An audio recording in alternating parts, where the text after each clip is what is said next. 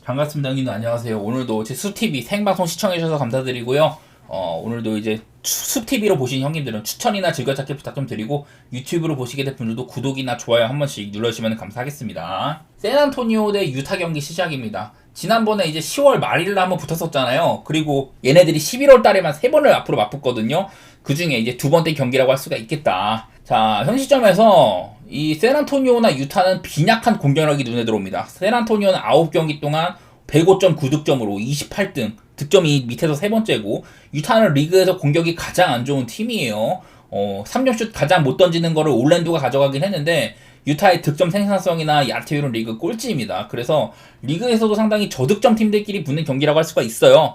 물론 그 사이에 이제 뭐 샌안토니오도 데빈 바세일이라든지 뭐 이런 애들이 결장을 많이 했었고, 유타도 마카넨이나 클락슨이 빠져가지고 좀 이렇게 스코어링을 해줄 수 있는 선수들이 많이 빠졌었다, 이런 것들이 있기는 했는데, 마카넨이 직전 경기에 복귀를 했는데 당연히 이제 갓 복귀를 했다 보니까 시간도 얼마 안 뛰고 적응이 필요하다 보니까 야투율도 되게 별로였었거든요.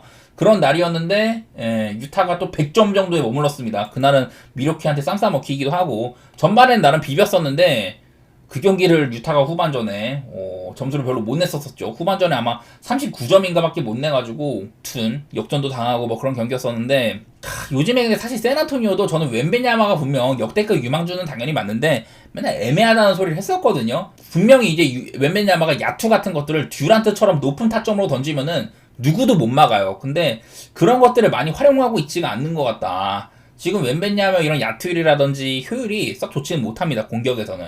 그리고 전 이제 크리스 폴이 원래 가장 좋은 파트너가 소엔이라고 했었는데, 소엔이 못 나오는 것들도 약간 아쉽다, 이런 얘기를 했는데, 어쨌든 직전 경기는 샌안토니오가 이제 뎁스로 벤치에서 켈든 존슨이나 뭐 브레넘 이런 애들이 다 잘해줘가지고 무난하게 이제 포틀랜드 상대로 대승을 했거든요. 더구나 내일 이제 데빈 바셀이 돌아올 수가 있다.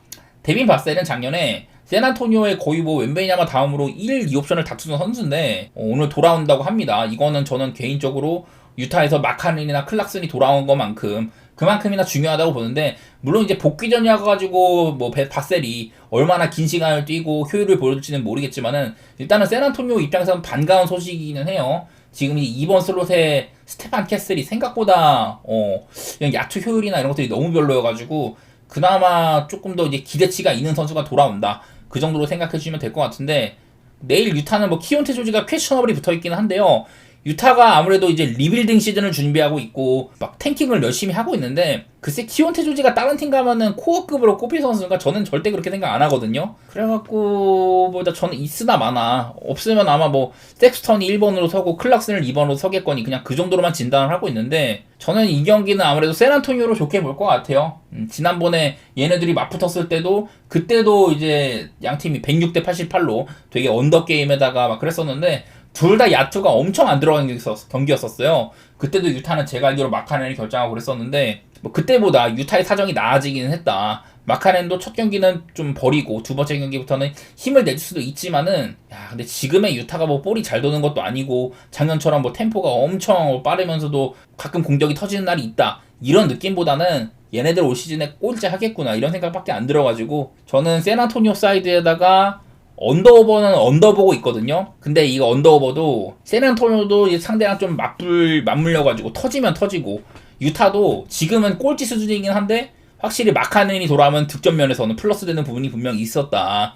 지금도 템포는 꽤 빠른 편이고, 물론 이제 효율이 안 좋아서 그렇지. 뭐 언더 쪽으로 저는 보도록 하겠습니다. 기준점도 사실은 좀 낮은 편이긴 해가지고요. 그 다음 경기 애틀랜타 대 시카고 경기인데, 오늘 애틀랜타가 되게 어렵게 경기를 했었었죠.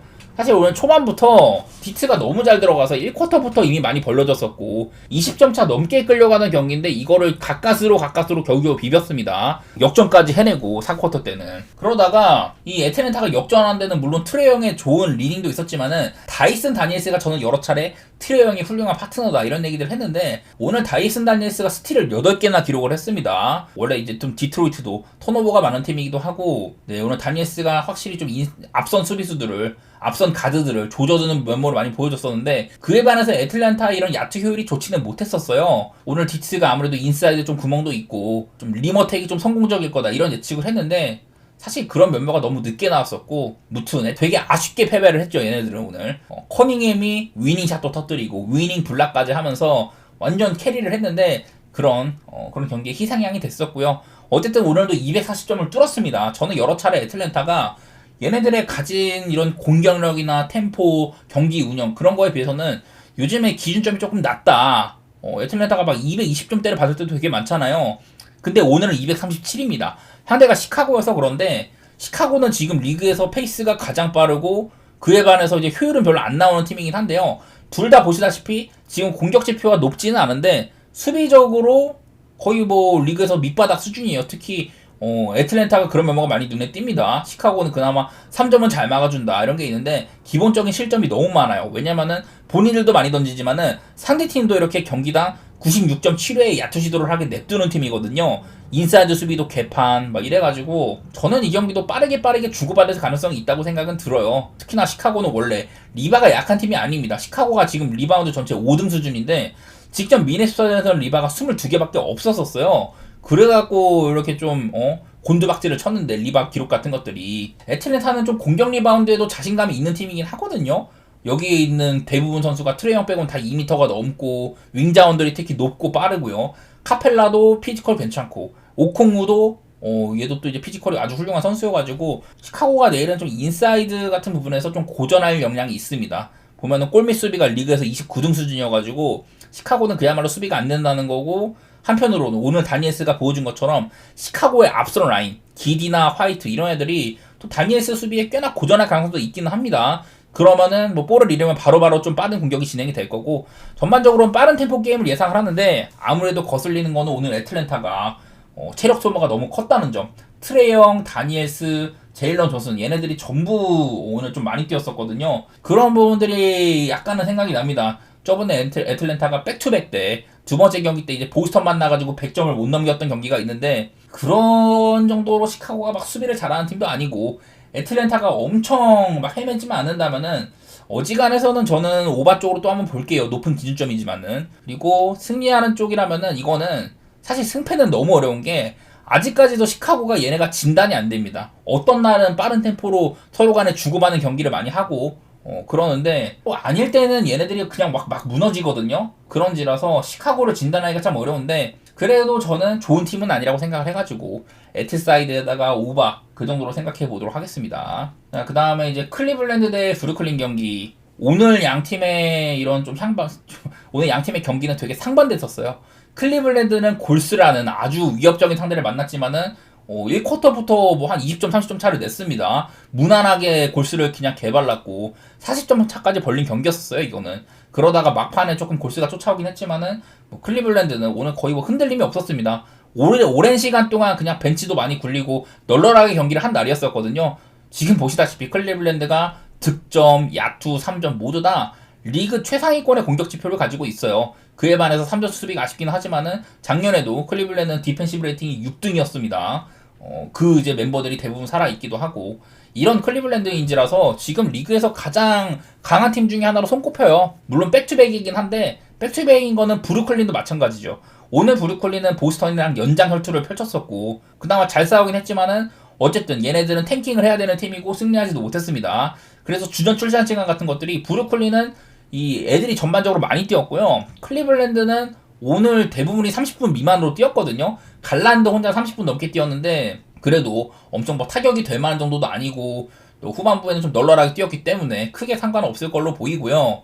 이거는 생각보다 브루클린이 잘 싸우곤 있다. 그건 맞는데 저는 그거보다 앞선 이 클리블랜드의 케니 애킨슨 감독. 이게 조금 내용이 있는 게 뭐냐면은 옛날에 케니 애킨슨 감독이 지금 클리블랜드 감독이잖아요. 예전에 근데 브루클린 감독이었단 말이야. 근데 그 당시에 팀에 어빙이나 듀란트 막 이런 애들이 있을 때예요. 근데 그때 이제 어빙이나 듀란트가 목소리를 내가지고 주전 센터로 디안드레 조던을 써야 된다. 다 늙어 빠졌는데 그렇게 개겼다가 케니 애킨슨 감독이 나는 그렇게 안 하겠다 이렇게 했다가 알력 다툼에서 잘렸거든요. 근데 그 감독이 오늘 클리블랜드로 와가지고 리그에서 제일 가는 공격팀으로 10전 전승을 이끌고 브루클린의 상대를 한다. 물론 이제 그 당시에 있던 듀란트나 이런 친구들 빠졌지만은 본인을 외면한 이런 수뇌부들이 브루클린에 여전히 있단 말이죠. 어찌 보면은 케니 애킨슨 감독의 복수라고도 할 수 있다. 그런 느낌도 있어가지고 이건 물론 좀 외적인 거지만은 뭐 경기력적으로나 여러 가지 면에서 클리블랜드를 당연히 좋게 볼 수밖에 없는 경기라고 생각이 들어요.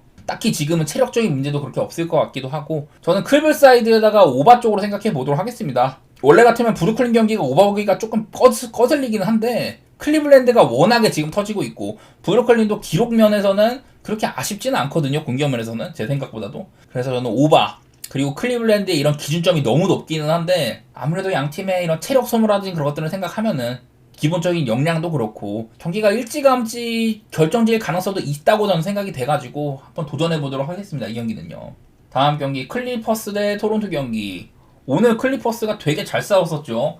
사실 저는 세크라멘토 상대로 좀 어려울 거라고 생각을 했는데 근데 오늘 세크라멘토가 3점이 3개밖에 안 터졌고 클리퍼스는 오늘 뭐 하든의 지휘도 있었지만은 그거보다도 오늘 좀 파웰의 경기력이 많이 눈에 들어왔습니다. 원래는 이 하든의 손끝에서 여러 가지들이 이루어진다. 그래갖고 상대가 하든을 틀어 막으면은 게임 플랜이 어려워질 거다. 이런 얘기를 했는데 오늘 그 하든을 막아야 했던 키온 앨리스가 너무 일찌감치 파울 트래블에 걸리는 바람에 사실 제어하기가 힘들었고 지금 이제 세크라멘토의 앞선 수비수들은 그렇게까지 막 좋은 수비수라고 할 수는 없어요. 그래서 하든도 나름대로 뭐 야투는 별로서도 팀 조립은 잘했고 오늘 뭐 노먼 파웰은 혼자 그냥 공간도 만들어내고 스텝백도 조지고 이러면서 엄청 잘했습니다. 그런 경기였었는데 나중 가가지고 조금 따라잡히긴 했지만은 어쨌든 클리퍼스가 승리한 경기였었고 주바치의 원래 이 친구는 사실 수비적으로는 그렇게 막 좋은 평가는 못 받았는데 올 시즌에는 그래도 좀 괜찮긴 한 것 같아요. 무튼 이 외에도 아미르 코피나 클리퍼스의 두터운 윙맨진들 이런 것들이 참 눈에 들어왔었던 것 같고 그리고 토론토는 오랜만에 경기를 하는 편인데 여전히 지금도 부상이 되게 많습니다. 스카티 반즈 못 나오고 브라운, 올리닉 다 못 나오고 여기다 퀴클리가 퀘셔너블로 격상되긴 했지만은 퀴클리도 되게 오랫동안 못 뛰고 있죠. 그래서 아무래도 지난 경기 라인업 그대로 일단은 가지고 왔습니다. 여기에 퀴클리가 더해질 수 있다. 그 정도로 생각해 주시면 되는데 여러 차례 말했지만 토론토는 올 시즌 이미 시즌 시작주 전에 리빌리 시즌을 이미 공헌을 했어요. 그래서 이 선수 저 선수도 많이 써보고 있는데 그나마 이제 그레이디 틱 작년에 상위 라운드에서 드래프트를 했던 이 친구가 조금 쏠쏠한 편에 있고 바렛도 잘해주고 있고 악바지도 막 3점 같은 거 더해주고 이러면서 토론토가 점수를 되게 많이 뽑았었잖아요. 지금 보면 토론토가 올 시즌 초반에는 좀 점수가 안 난 구간도 있었는데 지금 경기당 거의 뭐 242점이 뜬다고 하거든요. 이런 수준인지라 기본적으로 토론토 경기는 오바 버는 게 편하기는 해요. 그에 반해서 클리퍼스는 조금 언더팀이다. 득점은 잘 못 뽑고 수비적으로는 손에 꼽히는 팀이고 이런지라서 약간 언더오버는 상반되는 편이기는 해. 그건 맞는데 근데 저는 지금 토론토의 경기 내용이 뭐 이렇습니다. 페이스도 빠르고 야투 시도도 많이 하는데 또 뭐 속공이라든지 상대 인사이드 파고 들어가지고 막 우겨 넣는 거 이런 것들을 되게 많이 하거든요. 외곽 시도는 적은 편이고 그래서 나는 끊임없이 서로 간의 인사이드를 공략하는 그런 흐름이지 않을까 이런 생각이 들고 이거는 클리퍼스가 사실 토론토의 이런 파산 공세를 이겨내면서 본인들의 농구를 딱 기조를 유지해가지고 잘할 수 있냐 그런 것들이 관건인 것 같은데 저는 일단은 오바 보도록 하고 핸디는 조금 빡센데 왜냐면 오늘 클리퍼스가 또 소모도가 있기는 하거든요. 토론토는 푹 쉬고 왔고 어디까지나 양 팀의 면면을 봤을 때는 확실히 좀 클리퍼스가 우세한 면은 있긴 한데요. 개인적으로는 토론토의 플랜을 한번 더 보고 싶기는 해. 얘네가 뭐 지난번에 세크라멘토한테도 그냥 무너지고 이랬지만은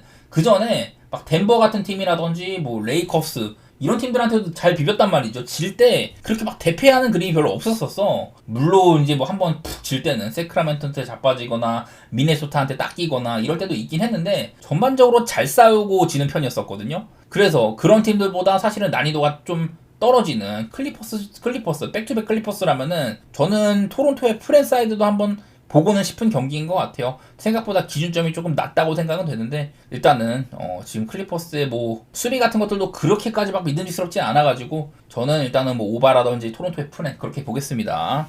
자, 첫 경기는 이제 리버풀 대 아스톤빌라. 이제 에메리 감독이 또 이제 사위 본능이라는 게 있어요. 근데 그런 빌라가 흔들리고 있다. 빌라의 최근 모양새를 보면은 본머스전 무승부를 시작으로 크펠, 토트넘, 클럽 브리에까지 4경기 동안 승리가 없습니다. 아스톤빌라가 이제 냉정하게 작년보다 올리 와킨스는 작년만 못하고 주장 맥킨도 이제 부상 때문에 고전하다가 복귀를 갓 했죠. 레온 베일리도 작년에 리그에서 10골을 박았는데 지금 무득점으로 침묵 중이고 비싸게 사온 파우토레스도 토트넘전에 또 호러쇼도 하고 참 이제 말도 안 되는 게 직전 경기 밍스 타이론 밍스가 박스 안에서 볼을 받아도 되는 거를 룰 변경된 걸 까먹었는지 골키퍼가 이제 패스를 가까이 주니까 그거를 지가 손으로 잡아가지고 다시 골키퍼한테 갖다 줬어. 그래가지고 그게 결승 PK가 됐었죠. 말도 안 되는. 지 손으로 잡아가지고 골 에어리어에 이렇게 다시 하라고 이렇게 갖다 주더라고. 팀의 지금 현 상황이 이렇습니다. 빌라가 그만큼 지금 마탱이가 가 있는 모습인 것 같고, 이 와중에 리버풀은 경쟁자들이 다 떨어져 나갈 때 브라이튼의 역전승을 거뒀었죠. 지난번 라운드 때 아스날이나 맨시티 다 떨어져 나갔는데, 또 챔스에서 레버쿠젠까지 부수면서 더 단단해지고 있습니다. 저번에 제가 이제 아르네 슬롯 감독이 잉글랜드 무대에서 역사상 그 모든 대회 첫 12경기 동안 11승을 거둔 최초의 감독이라고 했었는데, 지금 이제 아마 16경기 14승이니까 아마 이 기록도 유일할 것 같아요. 그 정도로 아르네 슬롯이 오자마자 리버풀에서 적응을 잘하고 있는데, 특히 이제 수비적으로 유효 슈팅을 34개밖에 안 줬고 61점에다가 기대 실점값도 8.1, 둘 다 뭐 최저 수준입니다. 철통 같은 수비를 자랑하고 있다. 이제는 뭐 코나테까지 복귀하기도 하고, 그만큼 훌륭한 리버풀의 첫 시즌을 이끌고 있는데, 여전히 뭐 이제 살라는 리그에서 7골 5어시 12관여로 좋기도 하고, 박스 안에서 가장 많은 터치 가져가거나 유효 슈팅 비율 같은 것들이 최고다. 건재한 상황이에요.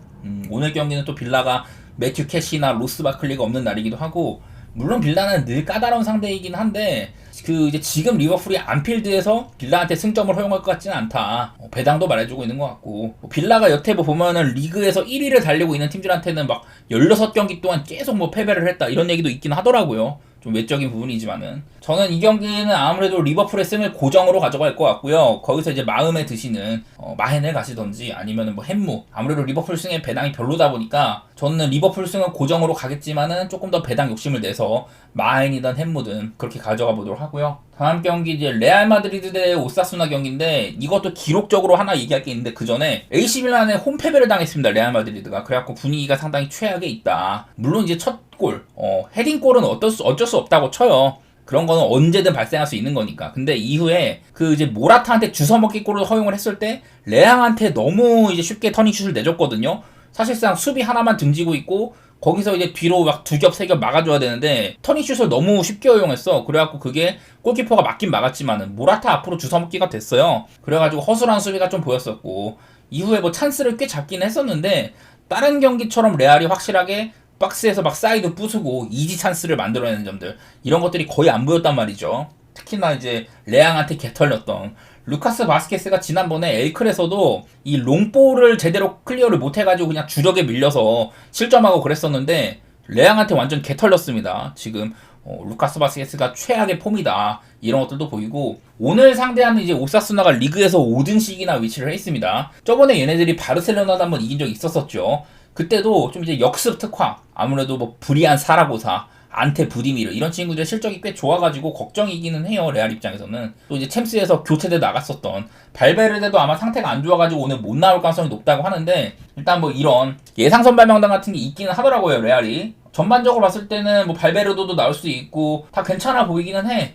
이게 레알이 요즘에 좀 너무 좀 별로다 보니까 그게 걱정이지만은, 좀 이제 가장 결정적이라고 할 만한 거, 양 팀의 상대 전적을 하나 얘기할 게 있는데요. 보통 이제 화면에 보시면은 레알 마드리드 쪽에 우세가 많이 나오거든요. 쭉 그냥 대충 한번 쭉 보십시오. 쭉 보시면은 이 오사수나가 1-2 시즌 이때 한번 이긴 적이 있는데, 이 이후로 오사수나가 한번 홈에서 이긴 이후로는 쭉 봤을 때 13년 동안 다 해가지고 16승 4무를 달리고 있다. 13년 동안. 그리고 이제 오늘은 레알의 홈 산티아고 베르나베우인데, 홈에서는 이제 마지막으로 패했던 게 2004년 이때거든요. 이때 마지막으로 레알이 오사수나한테 홈에서 패배를 당한 건 2004년으로 20년 전이고, 그 이후로는 홈에서 9승 2무를 기록을 했다. 이런 것들이 찾아지더라고요. 그만큼 레알은 오사수나한테 강력한 면모를 많이 보여왔다. 이런 것들이 많이 보이죠. 다만 이제 걱정되는 건 레알이 챔스에서 리리한테 지면서 모든 대회 51경기 무패행진, 엘클에서 지면서 라리가 42경기 무패행진, 이런 여러가지 기록들이 터져나가고 있고, 엘클에서도 대패하고 챔스까지 연패로 지금 안 좋은 상황이긴 한데, 그리고 또 상대인 오사수나도 이런 말씀드린 상대 전적을 접어두면은 리그에서 꽤나 반란을 일으키고 있는 애들이라서 쉽지는 않지만은, 저는 여전히 레알의 아름다운 상대 전적과 오늘 뭐 이런 선발 명단들 이런 것들이 눈에 들어오는 것 같아가지고 저는 레알 사이드로 좋게 볼 것 같아요. 이거를 단순히 오사수나의 역습이 좋다고 마냥 보기에는 레알이 너무 세. 저는 그 정도로 접근하겠습니다. 그 다음에 이제 베네치아 대 파르마 경기 말씀드리면은 요즘에 베네치아가 어쨌든 간에 1승 1무 뭐 이런 것들을 거둬왔었어요. 근데 이 베네치아의 내용들을 조금 따져보면은 사실 이 몬자전 코너킥에서 얻은 득점도 있었고 세트피스 득점이라든지 또 이제 우디네세전은 상대 퇴장 우디네세가 2점 앞서다가 베네치아가 퇴장으로 뒤에 이제 3점을 내리 달린 경기예요. 이렇게 좀 운이 다소 다른 면이 있었어. 순수하게 베네치아가 경기를 풀어나간 능력은 저는 전무하다고 생각을 하고 그나마 나은 거는 이제 좀 이제 최하위권 이쪽에서는 실점이 조금 적은 편이라는 거긴 하지만은 어디 가서 뭐 자랑할 만한 수치도 아니에요. 팀에서 뭐 네임드라고 해봤자 포잔팔로 정도 그 정도밖에 없고 뭐 지금 파르마가 사실은요 리그에서 1승밖에 없기는 하거든요. 대신에 무승부가 엄청 많은데 뭐 길을 그 이제 골드실 같은 거 보면은 얘네들 혼자 마이너스 3입니다. 파르마는 1승밖에 못 거둔 팀 치고는 오히려 이제 하위권보다는 중위권에 가까운 골득실을 기록하고 있다. 직전 이제 뭐 제노아한테 패하면서 뭔가 스쿼드 밸류라든지 경기력 대비 결과를 잘 뽑아내지 못하는 모습들 이런 것들이 보이긴 하는데 개인적으로 저는 두 팀의 대결에서는 경기력도로는 저는 파르마가 낫다고 생각이 되긴 하거든요. 그래서 이게 파르마가 프렌을 받았으면은 프렌 사이즈로 접근하는 게 옳지 않을까. 파르마의 엄청나게 많은 무승부 이런 것들도 생각하면은 파르마의 뭐 원정승이라든지 이런 것보다는 그냥 프렌으로 저는 얌전하게만 접근하고 싶은 경기인 것 같고요. 자, 그 다음에 이제 칼리아리 대 밀란 경기도 말씀드릴 텐데 요즘에 나름대로 분위기를 조금 찾았었습니다. 칼리아리가. 근데 또 다시 잃고 있었죠. 연패 중에서 이제 우디네세전에서는 전반 퇴장이 있었었고 볼로냐전은 그냥 무난하게 쓸렸고 직전 라치오전은 잘 싸우다가 심판에 이제 페널티킥 선언 그리고 그 다음에 이제 퇴장을 당했는데 거기서 다른 애가 또 항의하다가 같이 퇴장당했어요. 그래서 예리미나가 퇴장당하고 아도포는 항의하다가 퇴장당하고 이래서 지금 예리미나랑 아도포가 오늘 그 결장으로 못 나오거든요. 이런 좀 출전 시간 같은 것도 보면은 예리미나가 여기 있고요. 예리미나 여기 있고 그리고 아도포라는 친구는 여기 있어. 둘 다 칼리아리의 베스트 11에 드는 선수라는 거거든요. 주전급 자원으로 땜빵이 꽤나 힘들다 뭐 이런 얘기고 이제 뭐 밀란은 레알 원정 가서도 승리하고 오고 아까 말했다시피 레앙이 루카스 바스켓을 부숴놓고 중원도 린더러스 엄청나게 좋은 활약을 했습니다. 포파나도 견실하고 사실 밀란이 저는 여러 차례 뭐 내부 문제가 많다 이런 얘기를 했는데 밀란 더비 잡아낸 것도 그렇고 레알 원정에서 승리한 것도 그렇고 내부 문제 같은 게 좀 적으면은 빅게임도 잡아내는 고점이 좀 보이는 것 같긴 하거든요. 그리고 이 경기도 상대전적으로 말할 게 있습니다. 대충 봤을 때 또 밀란이 많이 이겼어요. 쭉 보면은 이제 2017년에 칼리아리가 한번 이긴 적이 있긴 합니다. 근데 그전에는 양팀의 상대전적상으로 뭐 무승부도 많고 밀란이 이긴 적도 많은데 쭉 봤을 때 마지막으로 칼리아리가 2017년 말고 이겼던 게 언제냐 1998년이거든요. 아까 말했던 31승 10무를 했습니다. 이 이후로 98년 10월 이후로 지금까지 쭉 봤을 때 31승 10무하는 동안 딱 한 번 졌어요. 어마어마한 상대전적이라고 할 수가 있다. 이런 얘기들을 조금 드리고 싶은데 아쉬운 건 오늘 이제 칼리아리가 홈이잖아요. 밀란은 원정이고 밀란이 홈에서는 칼리아리한테 그 31승 10무 1패하는 동안 19승 2무를 했는데 칼리아리 원정에서는 12승 8무 1패로 그 이기지 못한 날도 꽤 되기는 합니다. 그래서 이게 조금 거슬리긴 하죠. 1패도 있고 무승부도 좀 있고 그게 아쉽긴 한데 지금 뭐 칼리아리의 전력 누수를 생각을 하면은 이거는 밀란이 응당 이겨야 되는 경기이긴 하거든요. 근데 뭐 배당이 맛이 없긴 하지만은 그리고 또 이제 과거보다도 밀란이 한창 좋을 때보다도 내려온 시점이긴 한데 요즘에는 밀란이 보시다시피 많이 이겼었고요. 그리고 밀란이 좀 흔들리던 2010년대 중후반쯤 그때도 어쨌든 간에 밀란이 많이 이겨왔었습니다. 오늘 또 밀란의 예상 라인업 같은 것들 보면은 이게 제일 눈에 들어와요. 카마르다 선발. 이 친구가 2008년생이거든요. 근데 밀란 내적으로는 거의 뭐 역대급 유망주다 이런 얘기가 벌써 나올 정도로 챔스에서도 이미 데뷔를 한 적이 있었었고 그런 친구인데 2008년생으로 지금 밀란 오늘 선발 출전하는 날이거든요. 아마 이거 확정적일 겁니다. 미리 얘기 나온 게 많아가지고. 그 밖에 이제 밀란의 대충 라인업을 봤을 때는 거의 뭐 저는 베스트급이라고 생각이 되긴 하거든요. 오늘 밀란 라인업이 나름대로 괜찮다. 모라타가 저번에 이제 좀 그 뇌진탕 쪽의 부상이라고 해야 되나? 하여튼 뭐 레알전에서 그 경합하다가 부상당해가지고 오늘 못 나오는데 어쨌든 카마르다를 제외한 오늘 밀란은 거의 뭐 베스트급이다. 사실 챔스 이후에 로테 가능성도 생각을 했는데 이 경기 끝나고 이제 국대 주간이 시작이 되니까 사실 뭐 로테를 돌릴 필요도 별로 없기는 하죠. 저는 이거는 밀란이 역배로 쳐맞을 가능성은 적다고 생각이 들긴 들어요. 아까 말했던 이제 원정에서 칼리아리 원정에서 꽤 많은 무승부 비율 이런 것들이 생각이 나긴 하지만은 칼리아리의 또 이런 전력 누수 그런 것들 생각하면은 개인적으로는 밀란이 조금 더 나은 선택지다 이렇게 생각이 되고 2008년생 카마르다의 선발 이게 과연 전설의 시작이 될지 참 궁금한 경기인 것 같습니다. 그 다음에 이제 유벤투스 대 토리노도 경기가 있는데 이것도 토리노 더비입니다. 유벤투스도 토리노를 연고지로 하는데 제가 아까 말했던 잠깐 얘기를 했었던 이 유벤투스나 밀란 이런 팀들은 지금 3주째 일주일 동안 2경기씩을 치르고 있거든요. 그래갖고 뭐 체력적으로 한계에 부딪힐 만한 시점이다. 그래도 나름대로 유벤투스는 그 기간 동안 로테를 넉넉하게 돌렸던 편이기는 해요. 이 유벤투스 같은 경우는 최근에 1승 3무 1패 승수를 별로 못 쌓고 있습니다. 그리고 토리노도 이제 7경기 동안 1승 6패로 1점차 패배도 많았었고 여러 번 말했던 그 이제 선수를 매년 특히 수비수 쪽을 팔아치우면서 이 골마 터진 수비 불안이 눈에 들어온다 이런 얘기를 했었는데 이 경기 역시 가장 결정적인 거는 상대전적이에요. 대충 봤을 때 뭐 작년에도 무승부가 있긴 했지만 전반적으로 유벤투스가 많이 이겼습니다. 쭉 보면은 그 전에 이제 뭐 이때도 많이 이겼었고 유벤투스가 2015년에 한번 토리노한테 진 적이 있었어요. 이 당시에 유벤투스는 맨날 리그에서 거의 뭐 10년 가까이 연속으로 우승하고 그럴 때인데 한번 꺾인 적이 있긴 했었습니다. 근데 이거 이외에는 토리노가 이때 한번 이긴 거 외에는 그 전에 이제 마지막 패배가 언제냐 유벤투스가 토리노한테 진 게 1995년이거든요. 1995년 그러니까 이 다음으로 여기서부터 95년 12월부터 쭉 지금까지 30년 동안 28승 9무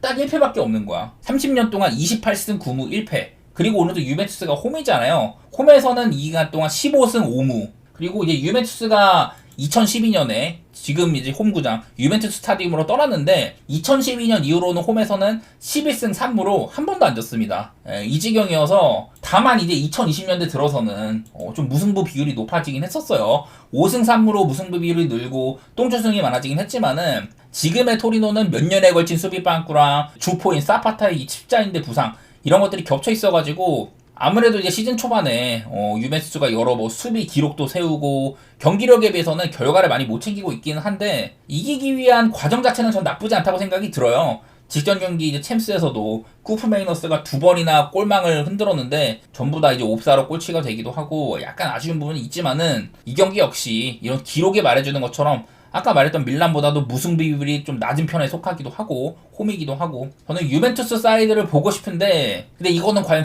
마헨이냐 햄무냐를 고민했을 때는 개인적으로는 햄무 생각도 조금 나긴 하거든요. 그만큼 지금 블라호비치의 컨디션이 안 좋아가지고 유벤투스가 딱 골로 결정짓는 그런 것들이 좀 아쉽긴 해서 저는 고배당을 노리려면은 마헨보다는 햄무가 조금 가까워 보이긴 한 것 같아요.